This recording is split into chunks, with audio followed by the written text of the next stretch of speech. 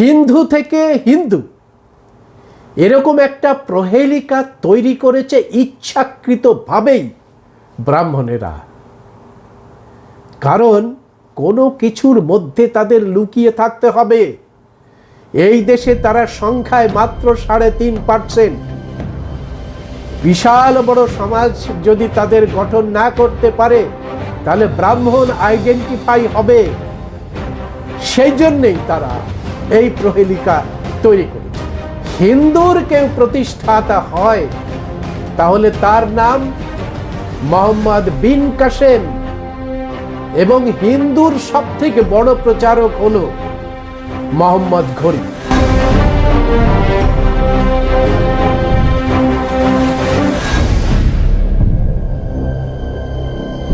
আপনারা জানেন যে বেশ কিছুকাল ধরে এই প্রোপাগান্ডাটি চলছে যে সিন্ধু থেকে হিন্দু শব্দের উৎপত্তি হয়েছে। পার্সিরা নাকি স উচ্চারণ করতে পারত না, শকে তারা হয়ের মতো উচ্চারণ করত, আর সেই জন্যই তারা সিন্ধু নদীকে হিন্দু নদী বলে উচ্চারণ করতেন। এই বিষয় নিয়েই আজ আপনাদের সামনে পুঙ্খানুপুঙ্খ আলোচনা করব। আমরা অবাক হয়ে যাচ্ছি যে প্রায় 3,500 বছর ধরে এই ইউরেশিয়ান যাযাবরেরা যারা নিজেদের ব্রাহ্মণ বলে পরিচয় দেয়, এই ব্রাহ্মণ সমাজ নিজেদের আইডেন্টিটি তৈরি করতে পারল না। এরা দিশাহারা হয়ে পড়েছে। ব্রাহ্মণদের যদি জিজ্ঞাসা করেন যে তাদের আদি বাসভূমি কোথায়, কোথা থেকে এই ব্রাহ্মণেরা ভারতে এসেছেন, আমি জানি অধিকাংশ ব্রাহ্মণ ভুলভাল উত্তর দেবেন এবং রেখে ঢেকে উত্তর দিয়ে নিজেদের মহান বলে প্রতিষ্ঠা করার চেষ্টা করবেন। বাল গঙ্গাধর তিলক ব্রাহ্মণদের পরিচয় দিতে গিয়ে বলেছেন যে মেরু প্রদেশ থেকে তাদের সমাজ আস্তে আস্তে এই জনপদের দিকে এসেছে। একেবারে একটা দারুণ গল্প বানিয়ে মাতিয়ে দিয়েছেন রাহুল সংকৃত্তায়ন। ভোলগা থেকে গঙ্গা, এই ভোলগা থেকে গঙ্গা রুট ধরে নাকি ব্রাহ্মণ সমাজ এই জনপদের মধ্যে এসেছে। যদি মেরু প্রদেশ থেকে আসে, ভোলগা থেকে গঙ্গার দিকে আসে, জিজ্ঞেস করবেন তো তাদের ভাষা কি ছিল, উত্তর দিতে পারছে না ব্রাহ্মণ সমাজ। পরবর্তীকালে আস্তে আস্তে মানুষ ধর্ম পেয়েছে। যদি জিজ্ঞাসা করেন যে ব্রাহ্মণ সমাজে কি ধর্ম বহন করে নিয়ে এসেছে, আপনারা একটু ভাববেন যে পোলার রিজিয়ন থেকে যদি এই জনপদে তারা ঢোকে, তারা সংস্কৃত ভাষা নিয়ে এদেশে ঢুকবে। পোলার রিজিয়ন থেকে আস্তে আস্তে আস্তে আস্তে আস্তে আস্তে এই জনপদে ঢুকছে, একটি ভাষা নিয়ে আসছে, সংস্কৃত ভাষা। যদি ধরি রাহুল সংকৃত্তায়নের কথাই যদি ধরি যে ভোলগা থেকে গঙ্গা পর্যন্ত তারা এসেছে, তো ভোলগা পাড়ে যখন ছিল তখন তারা সংস্কৃত ভাষায় কথা বলতেন? ওইখানকার মানুষেরা সংস্কৃত ভাষায় কথা বলতেন? উত্তর হচ্ছে না। অর্থাৎ এই যে সমস্ত কিছুটাই প্রহেলিকায় ঢাকা, আর প্রহেলিকায় আচ্ছাদিত করে রাখে কারা? নিজেদেরকে আত্মপরিচয় দিতে কুণ্ঠাবোধ করে কারা? এই নিয়েই আজকে আপনাদের সামনে আলোচনা করব। এরা দেখবেন একবার বলছে তারা দেবাস, মানে দেবতা। এই দেবাস কথাটি জেন্দাবিস্তাতে এই মানুষগুলোকে বলা হয়েছে এক সময়, এই ইউরেশিয়ান যাযাবরদের।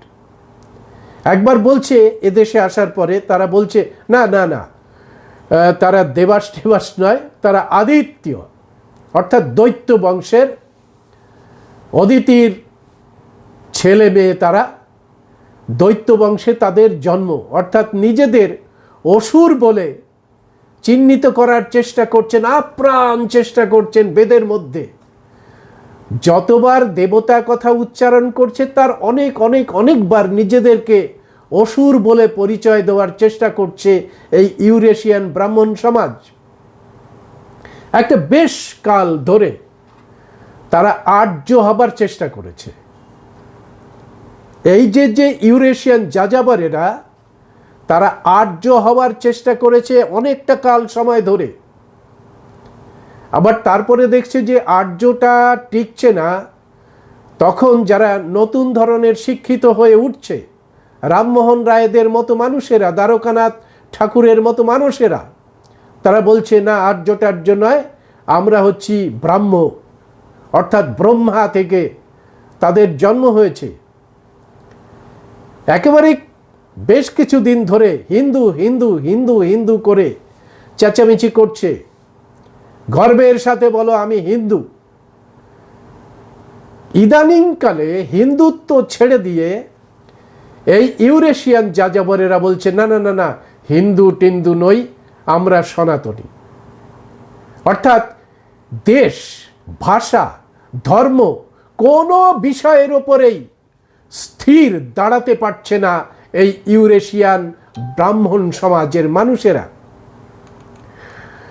মজার ব্যাপার আর একটা আছে, দারুণ মজার ব্যাপার।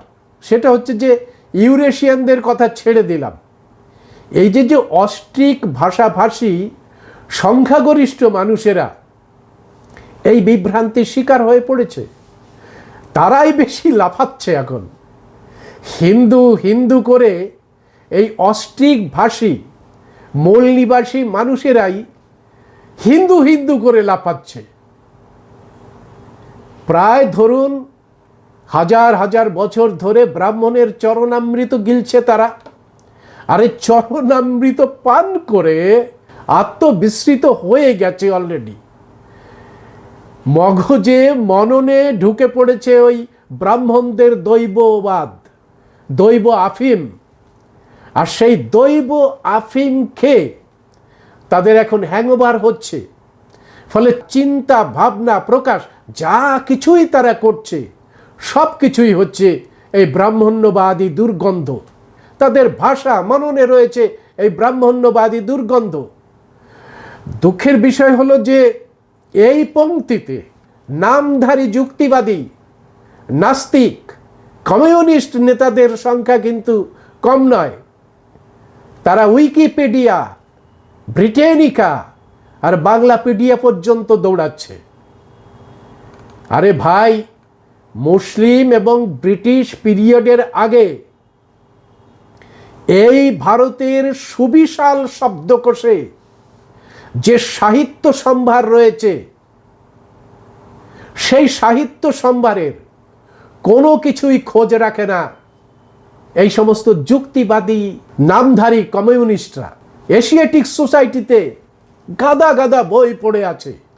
এরা কোনোদিন সেখানে গিয়ে খোঁজ রাখেনি যে ব্রাহ্মণদের আগে, মুসলমানদের আগে কারা ছিল এখানে, তাদের শিল্প, সাহিত্য, ভাষা এগুলো কি আছে, এই সম্ভারটা কি নেই? পড়ে আছে। সারা পৃথিবী আজকে দরজা খুলে দিয়েছে, প্রত্যেকটা আর্কাইভে গিয়ে পড়াশুনো করা যায়। যেটা ভারতে নেই সেটা চীনে আছে, যেটা ভারতে নেই সেটা শ্রীলঙ্কায় আছে, যেটা ভারতে নেই সেটা জাপানে রয়েছে, যেটা ভারতে নেই সেটা কোরিয়াতে রয়েছে। সুতরাং সমস্ত জায়গাতেই পড়াশুনো করা যায়। কিন্তু দুঃখের বিষয় হচ্ছে এই নামধারী যুক্তিবাদী কিংবা নাস্তিকের দল এগুলো পড়ছে না। অদ্ভুতভাবে আমাকে একদিন একজন প্রশ্ন করছে, আচ্ছা আপনারা জয় ভীম করেন, আপনারই কি ওই মহাভারতের যে দ্বিতীয় পাণ্ডব ভীম তার বংশজাত? বুঝুন, একালের, আমি একেবারে নামটা বললাম না, আমাকে জিজ্ঞাসা করছে, সাংবাদিকরা জিজ্ঞাসা করছেন, স্যার জয় ভীম কেন বলছেন? তাহলে ভীম কি মহাভারতের ভীম? বুঝুন অবস্থা পড়াশোনার এদের দৌড় এইটুকু, এরা পড়াশুনো করবে না। এই ভারতে আপনারা জানেন যে মধুসূদন বলছিলেন, হে বঙ্গ ভাণ্ডারে তব বিবিধ রতন, তা সবে অবোধ আমি অবহেলা করি। এরা তো জানে যে পাল আমল পর্যন্ত আমাদের রাজত্ব চলেছে এবং আমাদের মানুষেরা সপ্ত ডিঙা মধুকর নিয়ে সারা পৃথিবীতে বাণিজ্য করিয়ে বেরিয়েছে। একটা বাণিজ্যিক জাতি, তার ভাষা থাকবে না, তার সাহিত্য থাকবে না, তার লিপি থাকবে না, সব কিছু আছে। কিন্তু এই নামধারী কমিউনিস্টদের, যুক্তিবাদীদের, নাস্তিকদের সমস্যা হলো তারা এই যে উইকিপোকা, ব্রিটেনিকা আর কিছু বাংলাপিডিয়ার বাইরে তারা দৌড়াতে চাইছে না। সিন্ধু থেকে হিন্দু এরকম একটা প্রহেলিকা তৈরি করেছে ইচ্ছাকৃতভাবেই ব্রাহ্মণেরা। কারণ কোনো কিছুর মধ্যে তাদের লুকিয়ে থাকতে হবে। এই দেশে তারা সংখ্যায় মাত্র 3.5%, সেই জন্যেই তারা এই প্রহেলিকা তৈরি করেছে। ধরুন, ভারতে মুসলিম আসার আগে তাম্র শাসন ছিল। তালপত্রে লেখা, ভূর্জপত্রে লেখা যে সাহিত্যগুলো ছিল তার মধ্যে হিন্দু শব্দ নেই, তার নামও নেই, নিশানাও নয়। সম্রাট অশোকের যে শিলালিপি, পাহাড়ের গায়ে লেখা যে লিপি, সেই লিপিতে কোথাও সম্রাট অশোক হিন্দু শব্দ লেখেনি। এমনকি মুসলিম আমলে লেখা যে বেদ, আমরা আবার পরিষ্কার করে দেব যে বেদ রচিত হয়েছে মুসলিম আমলে। এ নিয়ে আমরা চ্যালেঞ্জ জানিয়েছি এবং সেটা প্রতিষ্ঠিত করে দেব আপনাদের সামনে। এই বেদ, উপনিষদ, ব্রাহ্মণ, আরণ্যক, রামায়ণ, মহাভারত, গীতা এবং পুরাণগুলি মুসলিম আমলে লেখা এবং সেখানেও হিন্দু শব্দের অস্তিত্ব নেই। পরিষ্কার অর্থে হিন্দু শব্দের অস্তিত্ব নেই। হিন্দু একটি পার্সি শব্দ। আমি খুব বিস্মিত হয়ে গেছি যে হেতুবাদী পত্রিকার সম্পাদক মাননীয় সাধন বিশ্বাস গত কয়েকদিন আগে তার ফেসবুকে এই সিন্ধু থেকে হিন্দুর যে গতানুগতিক ধারণা সেটা নিয়ে একটা সূতক তিনি খুলেছেন। আমি একটু বড় করে শোনাচ্ছি মাননীয় সাধনবাবু কি লিখেছেন। তিনি লিখেছেন, হিন্দু শব্দটি এসেছে সংস্কৃত শব্দ সিন্ধু থেকে। অর্থাৎ সিন্ধুর অর্থ হচ্ছে নদী। সিন্ধু নদী যা উত্তর পশ্চিম ভারতের মধ্যে দিয়ে পাকিস্তানে প্রবাহিত হয়েছে, এই সংস্কৃত শব্দের নামানুসারে নামকরণ করা হয়েছে। হিন্দু শব্দটি 515 খ্রিস্টপূর্বাব্দে উদ্ভূত হয়েছিল, যখন পারস্যের রাজা দারিউস দ্য গ্রেট সিন্ধু উপত্যকাকে তার সাম্রাজ্যভুক্ত করেছিলেন। পার্সিয়ানরা সিন্ধু নদীর চারপাশের ভূমিকে হিন্দু বলে ডাকত, যা ছিল সংস্কৃত শব্দের মূল উচ্চারণ।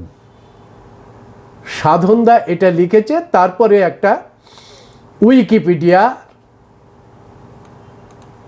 একটা রেফারেন্স দিয়েছেন। আমরা খুব দুঃখের সঙ্গে জানাচ্ছি যে সাধন বিশ্বাসের মতো সুশিক্ষিত মানুষও এই প্রহেলিকার জালে আটকে পড়েছেন। এটা দুঃখের।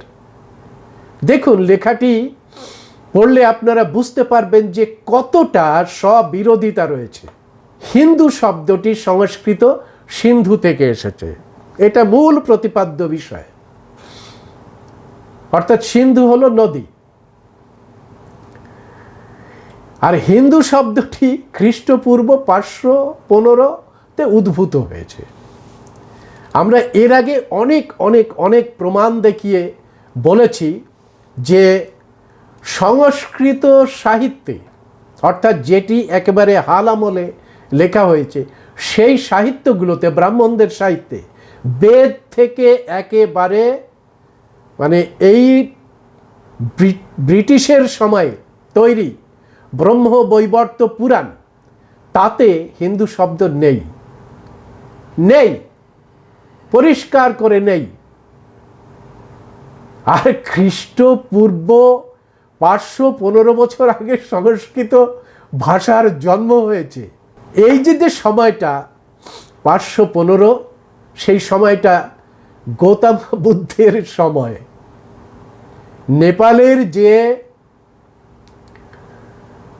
মহামায়ার ভিটা খনন করে যে কার্বন ডেটিং হয়েছে, সেই কার্বন ডেটিংয়ে গৌতম বুদ্ধের বয়স মানে জন্ম 563-তে নয়, একেবারে কার্বন ডেটিং বলছে 600 খ্রিস্টপূর্ব 620-তে জন্মেছিলেন গৌতম বুদ্ধ। এবার ভাবুন তখনকার রাজা কারা, এই দেশের রাজা কারা? বিম্বিসার, অজাতশত্রু, তারা হচ্ছেন রাজা। 16 জনপদের একটি জনপদেও অন্য কেউ নেই। বঙ্গে তো দূরস্থ। আপনারা জানেন যে এই বেদের যে প্রথম ভাষ্যটি রচিত হয়েছে 1464 সালে, এবং সেটা ইউনেস্কোতে জমা পড়েছে 2007 সালে। 1785 সালে, একেবারে 1785 সালে ইংল্যান্ড থেকে প্রকাশিত হয়েছে প্রথমে গীতা। এশিয়াটিক সোসাইটির অন্যতম প্রতিষ্ঠাতা চার্লস উইলকিন্স লর্ড ওয়ারেন হেস্টিংসের প্যাট্রোনাইজেশনে কৃষ্ণ এবং অর্জুনের যে কথোপকথন, সেই কথোপকথনের ওপরে শ্রীমদ্ ভাগবত গীতা রচনা করেন। তখনও ভারতে প্রেস আসেনি জন্যেই সেটি ইংল্যান্ড থেকে প্রথম পাবলিশ করতে হয়েছিল, এবং পাবলিশড হয়েছিল 1785 সালে। এই নাগরি লিপিতে গীতা লেখা হয়েছে অনেক পরে, যেটা পাবলিশড করেছে গীতা প্রেস। এই গীতাতেও, অর্থাৎ গীতা প্রেসে পাবলিশ করা গীতাতেও হিন্দু শব্দের অস্তিত্ব নেই, একেবারেই নেই। সাধনদা আজকে দেখলাম প্রশ্ন করেছেন, তাহলে হিন্দুটা এলো কোথা থেকে? আজকে আপনাদের সামনে পরিষ্কার করে দিচ্ছি কবে থেকে কিভাবে এই হিন্দু শব্দটা ব্যবহৃত হচ্ছে। পার্সি হিন্দু শব্দটা এদেশে ব্যবহার করা হচ্ছে কখন থেকে। আপনারা অনেকে জানেন যে 712 সালে পারস্যের রাজা বিন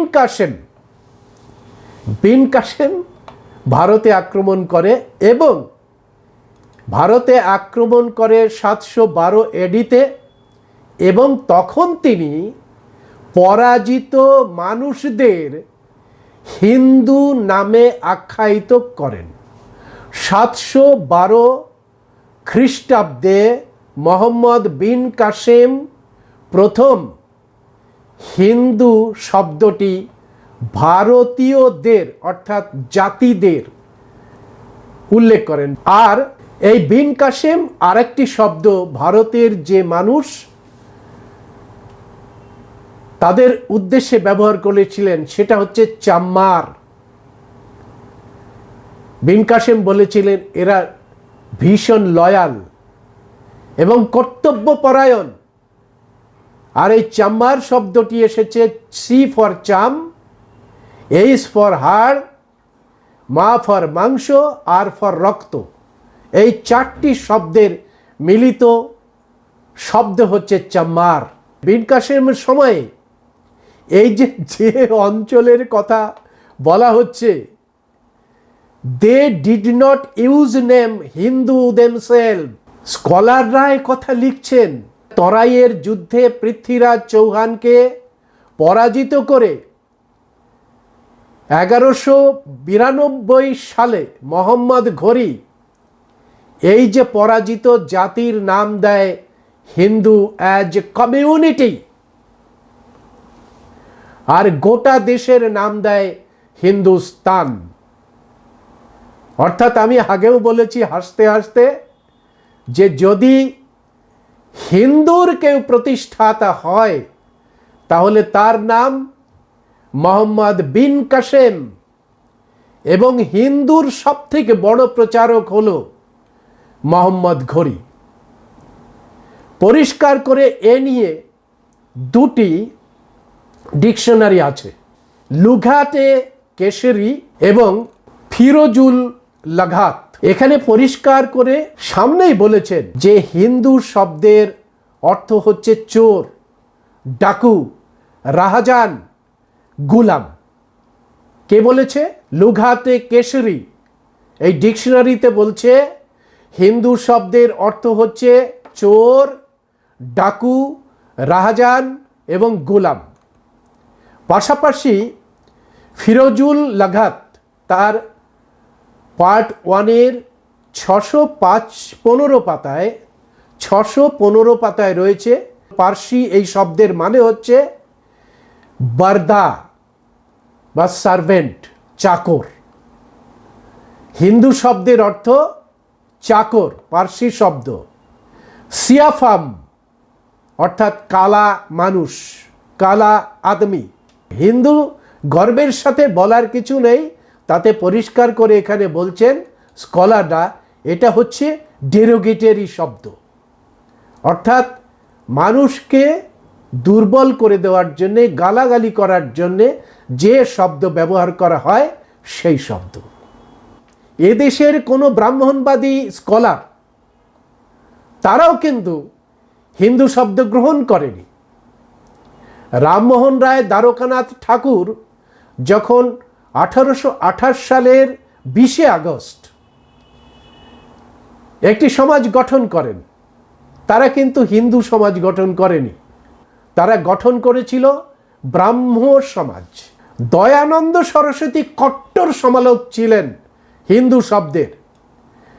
তিনি বলেছেন যে হিন্দু শব্দটা একেবারে জঘন্য একটি শব্দ, কারণ এটা ব্যবহার করলে বেদের যে প্রামাণ্য বিষয় সেই প্রামাণ্য বিষয় নষ্ট হয়ে যায়। তাই তিনি বেদ ভিত্তিক সমাজ গঠন করার জন্যে যে সমাজ গঠন করেছিলেন তার নাম আর্য সমাজ, সেটা হিন্দু সমাজ নয়। আপনারা কি জানেন যে এই দয়ানন্দ সরস্বতী 1875 সালে 10ই এপ্রিল কেন আর্য সমাজ গঠন করলেন?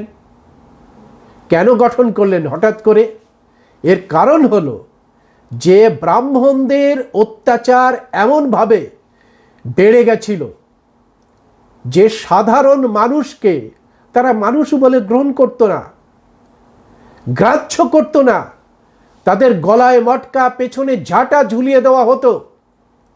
এইরকম একটি জঘন্য সমাজ থেকে বেরিয়ে আসার জন্যে মহাত্মা জ্যোতিরাও ফুলে 1873 সালে গঠন করেন সত্য শোধক সমাজ। অর্থাৎ সত্যের সঙ্গে সবসময় থাকবে যে সমাজ, সেই সত্য শোধক সমাজ। ভারতবর্ষের মূল নিবাসীরা এই যে মুসলমানদের দেওয়া হিন্দু নাম থেকে মানে প্রবলভাবে সমর্থন করতে শুরু করে সত্য শোধক সমাজকে। ব্রিটিশ পার্লামেন্টে গিয়ে মহাত্মা জ্যোতিরাও ফুলে তিনি এডুকেশন কমিশনের সামনে ভাষণ দেন এবং এডুকেশনকে সার্বজনীন করেন, এবং তিনি প্রস্তাব রাখেন যে এই দেশের যারা মানুষ আছে তাদেরকে আলাদাভাবে চিহ্নিত করতে হবে। কারণ তার আগে আপনারা জানেন উডের ডেসপাস হয়েছে, উডের ডেসপাসকে কার্যকরী করতে দেয়নি। সুতরাং জ্যোতিরাও ফুলে বলছেন এই মানুষকে চিহ্নিত করতে হবে, এবং সেই জন্যই তিনি সত্য শোধক সমাজের মধ্যে তাদের চিহ্নিত করার পরিকল্পনা নেন। তখনই বুঝতে পারে দয়ানন্দ সরস্বতী ভারতবর্ষের মূল নিবাসীরা যদি সত্য শোধক সমাজের মধ্যে আশ্রয় নেয় তাহলে মাত্র 3.5% ব্রাহ্মণ এদেশে একেবারে সব কিছু হারিয়ে ফেলবে, সেই জন্যে তড়ি ঘড়ি করে 1875 সালের 10ই এপ্রিল তিনি আর্য সমাজ গঠন করে এই হিন্দুত্ববাদীদের ভয়ঙ্কর রকমের গালাগাল করতে শুরু করেন এবং প্রত্যেকটা মানুষকে আর্য সমাজের মধ্যে রাখার জন্যে আপ্রাণ চেষ্টা করে। এমনকি আর্য সমাজের এই আন্দোলনের ফলে মহাত্মা জ্যোতিরাও ফুলেকে জেল খাটতে হয়েছিল। বিন কাসেম থেকে সিরাজদৌল্লা অর্থাৎ পলাশির যুদ্ধ, পলাশির যুদ্ধ 1757। এই পলাশির যুদ্ধ পর্যন্ত, বিন কাসেম হচ্ছে 712 সাল থেকে পলাশির যুদ্ধ, এই পলাশির যুদ্ধ পর্যন্ত মুসলমান শাসকেরা ভারতে রাজত্ব করতে গিয়ে তারা প্রথম এদেশের মানুষকে হিন্দু নামে আখ্যায়িত করে, এদেশটির নাম হিন্দুস্তান নামে আখ্যায়িত করেন। আপনার আবুল ফজল পড়ুন, আবুল ফজলে দেখুন কিভাবে নামকরণ করা হচ্ছে, বিভিন্ন নামকরণ করা হচ্ছে। আবুল ফজলে পরিষ্কার করে বলছেন এ দেশটি হিন্দুস্তান। আকবর যারাই এসেছে না কেন, সব খুন পাঠান মোগল যারা যারা এসেছে, পরবর্তীকালে তারা এটাকে হিন্দুস্তান হিসাবেই দেখেছে এবং হিন্দুস্তানে বসবাসকারী মানুষকে, ধর্মকে নয় মানুষকে হিন্দু বলে আখ্যায়িত করেছেন। ফলে এর মধ্যে আবদ্ধ হয়ে পড়েছে দেশের মানুষেরা, অর্থাৎ হিন্দু নামকরণ করে একটা বেষ্টনীর মধ্যে আটকে দিয়েছিল মুসলমান শাসকেরা এবং মুসলমান শাসকদের দরবারে বিভিন্ন কাজের মধ্যে যুক্ত ছিল ব্রাহ্মণেরা। ফলে তারা দেখেছে যে এই হিন্দু নামের মধ্যে যদি পুরো ভারতের যে সমস্ত মূলনিবাসী ব্রাহ্মণ সহ তাদের পরিচয়টাকে আমরা ধরে রাখতে পারি, তাহলে ব্রাহ্মণ হিসাবে আমাদের কেউ আইডেন্টিফাই করতে পারবে না। আর বহাল তবিয়তে আমরা চতুর্বর্ণ সমাজের মধ্যে এই যে পরপর ব্রাহ্মণ, ক্ষত্রিয়, বৈশ্য, শূদ্র, এই 85% শূদ্রকে শাসন করে যেতে পারবো। এটা বেশ মজার একটা খাও দাও ফুর্তি মারার একটা কৌশল। সেটা প্রথম বুঝতে পারলেন মদনমোহন মালব্য। মদনমোহন মালব্যই প্রথম 1915 সালে গঠন করলেন অখিল ভারতীয় হিন্দু মহাসভা। যখন বাবা সাহেব এসে গেছে, বাবা সাহেব এসে যাওয়ার পরে রামসে ম্যাকডোনাল্ডের যে মন্ত্রিসভায় বাবা সাহেব রয়েছেন, সেখানে কমিউনাল অ্যাওয়ার্ড ঘোষণা করা হলো। অর্থাৎ প্রত্যেকটা কমিউনিটিকে আলাদা আইডেন্টিফিকেশন করতে হবে, যেটা উডের ডেসপাস, হান্টার কমিশন এইভাবে চলে এসেছে রামসে ম্যাকডোনাল্ডের সময়, যে আলাদা কমিউনিটিগুলোকে নামকরণ করব, অর্থাৎ অ্যাওয়ার্ডেড করতে হবে তাদের। যখন সমস্ত জাতির উন্নয়ন কল্পে ব্রাহ্মণরা বলে না না ওরা কেন আলাদা থাকবে, ওরা আমাদের সঙ্গে থাকবে, আসলে হৃদয়ে তু হলাহলম। চাণক্য বলেছে দুর্জন পরিহর্তব্য নৈতদ বিশ্বাস কারণম মধু তিষ্ঠতি জিহ্বাগ্রে হৃদয়ে তু হলাহলম। হে ভারত ভুলিও না, তোমার এ ভাই সে ভাই এতদিন পর্যন্ত বলে নাই, এতদিন পর্যন্ত বলেনি। বিবেকানন্দকে ছেড়ে দিয়েছে, সে শূদ্রের মধ্যে একজন, সে বলছে হে ভারত ভুলিও না, ওই কামার কুমোর তাঁতি চামার তোমার ভাই, তুমি এক বস্ত্রে গলবস্ত্র হয়ে বলো এর আমাদের ভাই। কাকে বলছে? ব্রাহ্মণকে বলছে। তো তারপরে হিন্দুত্ব এ পরিচয় দেওয়ার নামে হিড়িক পড়ে গেছে। মদনমোহন মালব্য হিন্দু সমাজ মহাসভা গঠন করলেন। 1951 সালের 21শে শ্যামাপ্রসাদ মুখার্জির নেতৃত্বে একটা পার্টি গঠন করা হলো। সেই পার্টির নাম ছিল ভারতীয় জনসংঘ। সেই পার্টিকে যারা মদত দিচ্ছে তারা হচ্ছে বিশ্ব হিন্দু পরিষদ পরবর্তীকালে আরএসএস। তো এইভাবে হিন্দু শব্দটি মুসলমানদের দেওয়া একটি শব্দ, সেই শব্দ ধীরে ধীরে ধীরে ধীরে ভারতীয় জনগণের পরিচয় হিসাবে ছাপিয়ে দেওয়া হয়েছে। কারণ হিন্দুত্বয়া শব্দটি ব্যবহার করেছিলেন গোলওয়ালকার, সাভারকারেরা। হিন্দুত্বয়া শব্দটি প্রথম পপুলারাইজ করেন চার্লস উইলকিন্স। একেবারে 1885 সালে তিনি ওই গীতার যে প্রস্তাবনা, সেই গীতার প্রস্তাবনাতে লিখতে গিয়ে এই হিন্দুত্বয়া শব্দ ব্যবহার করে। 1885 সালে ভাবুন, তারপরে 1915 সালে মালব্য সাহেবেরা এই শব্দ, ওই শব্দ ইংরেজদের দেওয়া, যে এই মানুষগুলো দীর্ঘদিন থেকে মুসলমানেদের বলে এসেছে হিন্দুস্তান, সেই শব্দটাকে ব্যবহার করেছেন এশিয়াটিক সোসাইটির প্রতিষ্ঠাতা চার্লস উইলকিন্স। সেই শব্দটাকে ধরে নিয়ে গোলওয়ালকার, সাভারকাররা হিন্দুত্বয়া, বাঞ্চ অফ থটসের মধ্যে হিন্দুত্বয়া ঢুকে দিলেন।